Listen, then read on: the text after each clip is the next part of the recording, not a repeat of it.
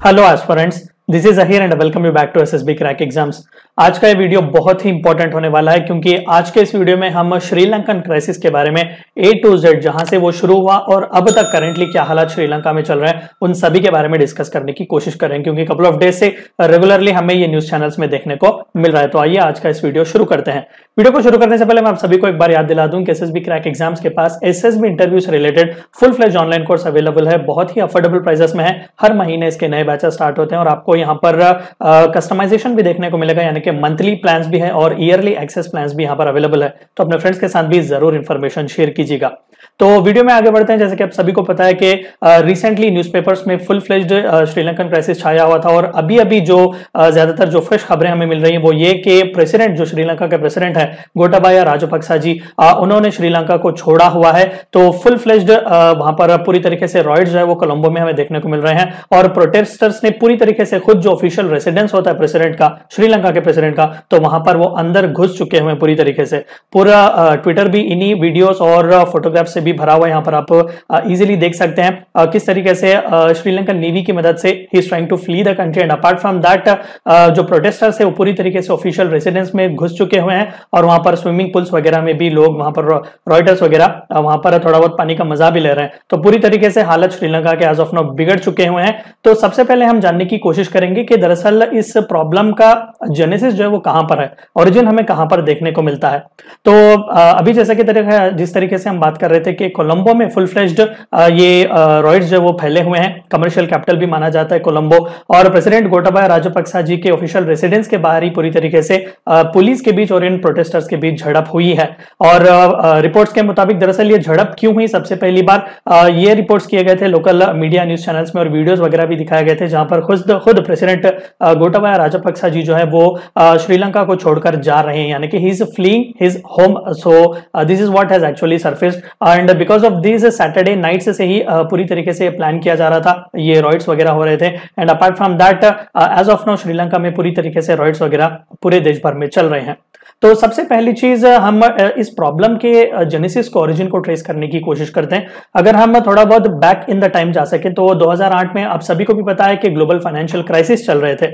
Even USA, India, सभी countries जो इस फाइनेंशियल क्राइसिस से जूझ रहे थे। तो सिमिलर प्रॉब्लम भी श्रीलंका जूझ रहा था। देखिए, हमें यहाँ पर एक चीज याद रखनी है कि हम श्रीलंका का कंपैरिजन इंडिया या फिर चाइना या फिर यूएसए जैसे कंट्रीज के साथ नहीं कर सकते क्योंकि ये सभी रेसिलियंट और बड़े बड़े इकोनॉमीज हैं। श्रीलंका बहुत ही एक छोटा कंट्री है, उसकी GDP compared with these big Nations is different. तो हमें ये बात मद्देनजर रखते ही आगे बढ़नी चाहिए कि छोटा कोई भी इंटरनेशनल लेवल का फ्लक्चुएशन जो आता है वो श्रीलंका के जैसी इकोनॉमी पर बहुत ही बुरी तरीके से इफेक्ट दिखाता है। तो ग्लोबल फाइनेंशियल क्राइसिस भी जो 2008 में आया हुआ था वो श्रीलंका पर बहुत ही बुरी तरीके से उसने प्रभाव दिखा हुआ था और लगभग पूरी तरीके से जो फॉरेन रिजर्व से श्रीलंका के वो पूरी तरीके से ड्रेन हो चुके हुए थे।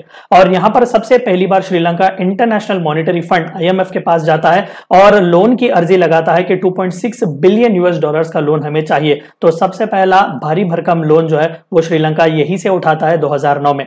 और 2009 एक और चीज के लिए भी इंपॉर्टेंट था क्योंकि 26 साल लंबा जो सिविल वॉर यहां पर चल रहा था, खासकर श्रीलंका के बीच, हम सभी इसके बारे में जानते हैं। श्रीलंकन तमिल्स और तमिलियंस और सिन्हालीस के बीच बुरी तरीके से ये जो वॉर चल रहा था वो 2009 में ही खत्म हुआ था। तो अभी अभी ये पूरी तरीके से अगर हम कह सकें तो फ्रेश एक रूट पाथ पर श्रीलंका चलने के लिए तैयार था। तो 2009 was significant was that. And apart from that since 2009 से लेकर 2012 तक भी आहिस्ता से श्रीलंका रिकवर कर रहा था। तो 2012 तक यानी कि पोस्ट वॉर जीडीपी की ग्रोथ बहुत ही अच्छी श्रीलंका की रही थी।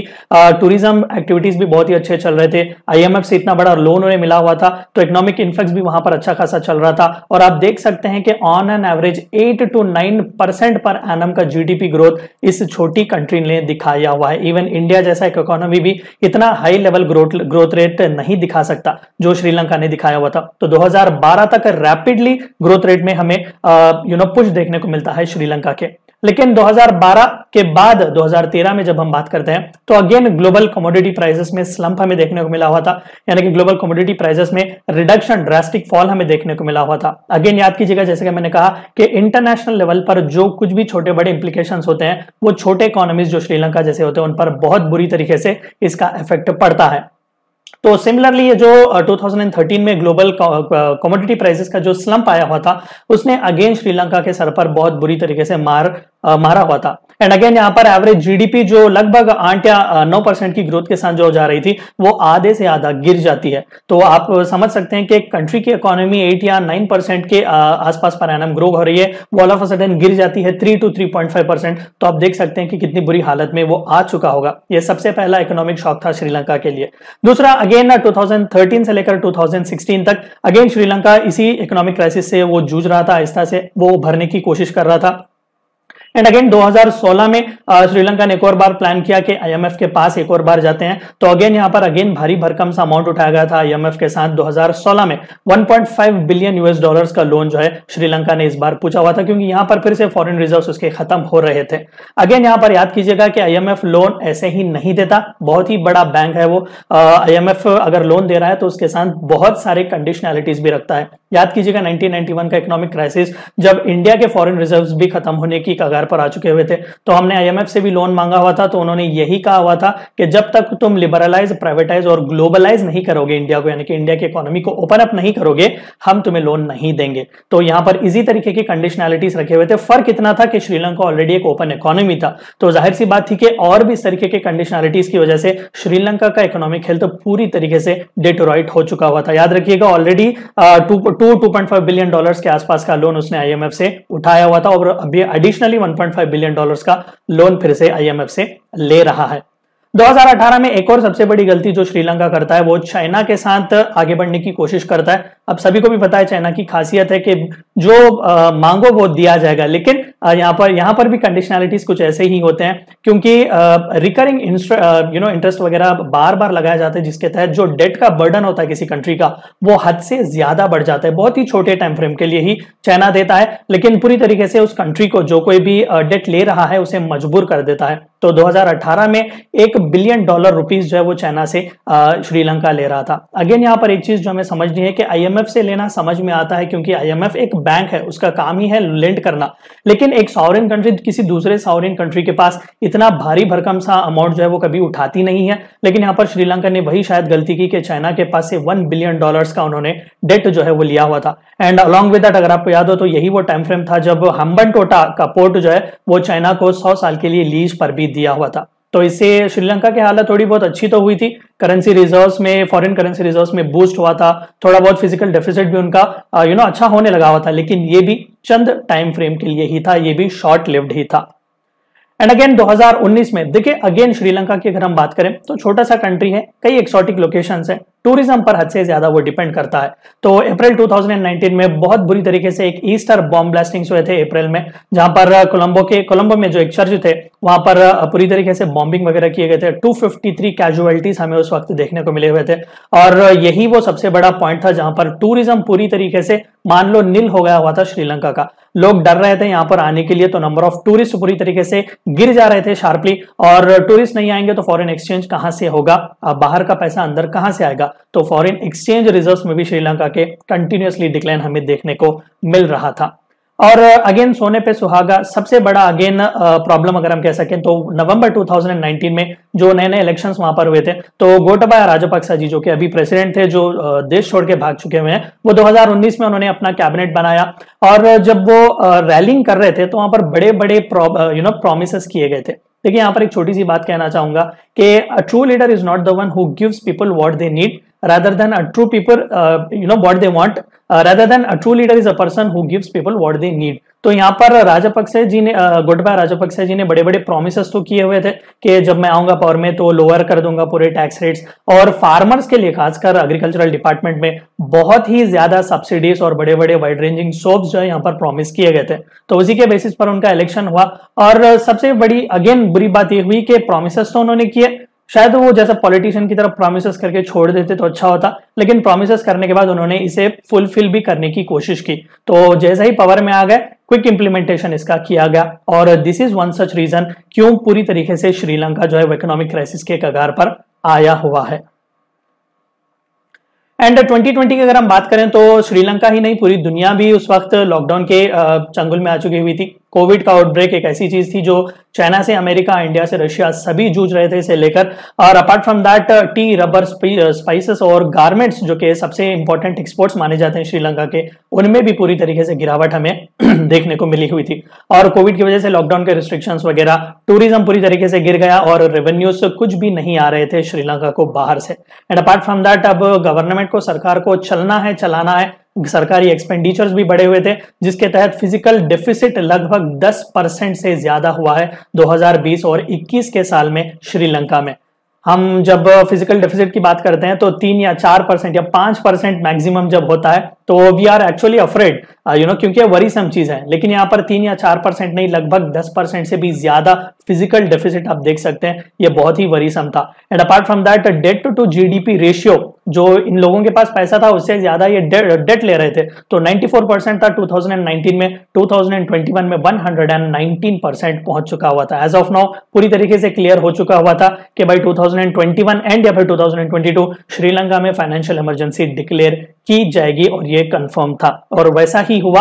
अगेन 2020 में श्रीलंका को लगा कि चाइना से फिर से थोड़े बहुत पैसे हम मांग सकते हैं, क्योंकि ऑलरेडी आईएमएफ के पास 2 बार जा चुके हुए हैं। तो अप्रैल 2020 में चाइना ने फिर से $500 मिलियन का लोन श्रीलंका को दिया हुआ था। एंड एज ऑफ नाउ, अब जो कि ऑलरेडी कोविड चल रहा था, श्रीलंका की हालत खराब थी, लेकिन फिर भी चाइना ने इतना भारी भरकम अमाउंट दिया, तो he actually became the largest bilateral lender and foreign direct investment provider to Sri Lanka. As of now Sri Lanka में इतने पैसे किसी ने दिए नहीं हुए थे, लगाए नहीं हुए थे at that point of time.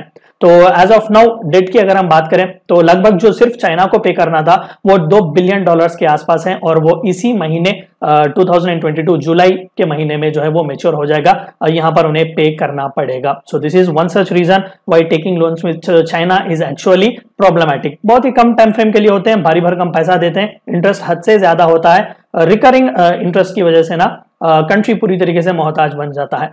And 2021 में अगेन कैबिनेट ने एक और इंपॉर्टेंट सा वहां पर डिसीजन लिया हुआ था कि श्रीलंका में उन्होंने फर्टिलाइजर बैन कर दिया पूरी तरीके से। पूरा फर्टिलाइजर का जो इंपोर्ट चल रहा था उसे कंप्लीटली बैन कर दिया गया। लॉजिक ये लगाया गया कि रातों रात 100% ऑर्गेनिक फार्मिंग बन जाएगा श्रीलंका, जो कि नामुमकिन है, क्योंकि जितने भी हम प्रोडक्शन वगैरह देखते हैं जो ये फर्टिलाइजर्स, पेस्टिसाइड्स की मदद से होते हैं, वो हमारे पॉपुलेशन की, उनकी भूख को मिटाने के लिए एडिक्वेट हैं। माना कि ऑर्गेनिक फार्मिंग के बहुत ही पॉजिटिव्स होते हैं, लेकिन जब हम हाइब्रिड तरीके का इस्तेमाल करते हैं और उसे ऑर्गेनिक फार्मिंग से कंपेयर करते हैं तो ऑर्गेनिक फार्मिंग कहीं पर भी कंपटीशन में नहीं रहा था when we compare it with today's growth of population, today's growth of hunger, today's growth of unemployment और अफोर्डेबिलिटी। तो इन सभी चीजों को मद्देनजर रखते हुए श्रीलंका को आगे बढ़ना था, जो कि उन्होंने नहीं किया। यहां पर भी अगेन जल्दी में उन्होंने फर्टिलाइजर का बैन लगा दिया हुआ था। अगेन पूरी तरीके से एग्रीकल्चर जो था यहाँ पर नील बनने आ चुका हुआ था। एंड 2022 बाय द टाइम जहां पर ये सभी वायलेंट से प्रोटेस्ट वगैरह आहिस्ता से चालू हो रहे थे, मार्च के महीने में पूरी तरीके से हालत बिगड़ चुका हुआ था, मैं आपको उसके बारे में भी बताऊंगा। तो 2022 सीवियर शॉर्टेज था फॉरेंसिक करेंसी का श्रीलंका में, ना यहाँ पर कुछ एक्सपोर्ट्स हो रहे थे, हद से ज्यादा इंपोर्ट्स हो रहे थे, फ्यूल का क्राइसिस चल रहा था, एंड अपार्ट फ्रॉम दैट हद से ज्यादा इन्फ्लेशन भी श्रीलंका में था। पावर कट्स हो रहे थे, 13 घंटे पावर कट्स श्रीलंका में हो रहे थे, और इवन जो एसेंशियल इंपोर्ट्स होते हैं, चाहे वो फ्यूल वगैरह हो, उसे इंपोर्ट करने के लिए भी श्रीलंका के पास पैसे नहीं थे। ये बुरा हालत 2022 के स्टार्टिंग में ही हमें देखने को मिला हुआ था।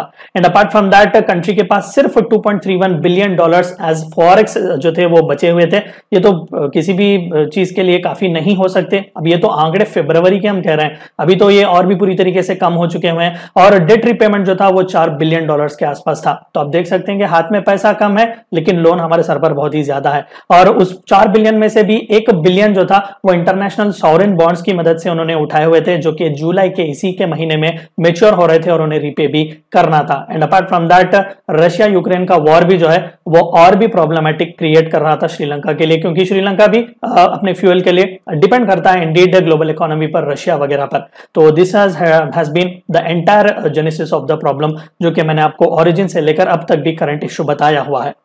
एंड अपार्ट फ्रॉम दैट अगर आउटब्रेक की अगर मैं बात करूं तो 31 मार्च को पहली बार वायलेंट प्रोटेस्ट हुआ था, और प्रेसिडेंट गोटबाया राजपक्सा जी के ही घर के बाहर थाउजेंड्स ऑफ प्रोटेस्टर्स गए हुए थे, रैलीज वगैरह कर रहे थे, और अप्रैल 1 को कर्फ्यू लगाया गया था, ट्रूप्स को डिप्लॉय किया गया था और स्टेट ऑफ इमरजेंसी पहली बार श्रीलंका में डिक्लेयर किया गया था। तो लगभग 3 डेकेड्स में पहली बार और उसकी पूरी हिस्ट्री में पहली बार इस तरीके का इकोनॉमिक इमरजेंसी हमें यहाँ पर देखने को मिल रही थी। और कैबिनेट ने भी रिजाइन किया हुआ था, जैसा कि प्रेसिडेंट ने अपनी मेजोरिटी लूज की हुई थी पार्लियामेंट में ऑन अप्रैल 4। सिमिलरली अप्रैल 18 को नई सरकार बना दी गई थी और मई 9 को महिंदा राजपक्सा जी, यहाँ पर आप उनकी इमेज देख सकते हैं, तो उन्होंने रिजाइन किया हुआ था एज प्राइम मिनिस्टर, क्योंकि वही थे प्राइम मिनिस्टर। और बाद में थोड़े बहुत दिन के कंफ्यूजन के बाद रानिल विक्रमसिंघे जी को एज नए प्राइम मिनिस्टर अपॉइंट किया हुआ था। एंड सिंस देन पूरी तरीके से ये झगड़ा वहां पर चल रहा है और अभी एज ऑफ नाउ खुद गोटाबाया राजपक्सा जी देश छोड़कर भाग गए हुए हैं। तो प्रेसिडेंट के ऑफिशियल रेसिडेंस में सभी लोग गए हुए हैं प्रोटेस्टर्स, और वहां पर जैसे कि हमने देखा स्विमिंग पूल वगैरह में भी वो तैर रहे थे।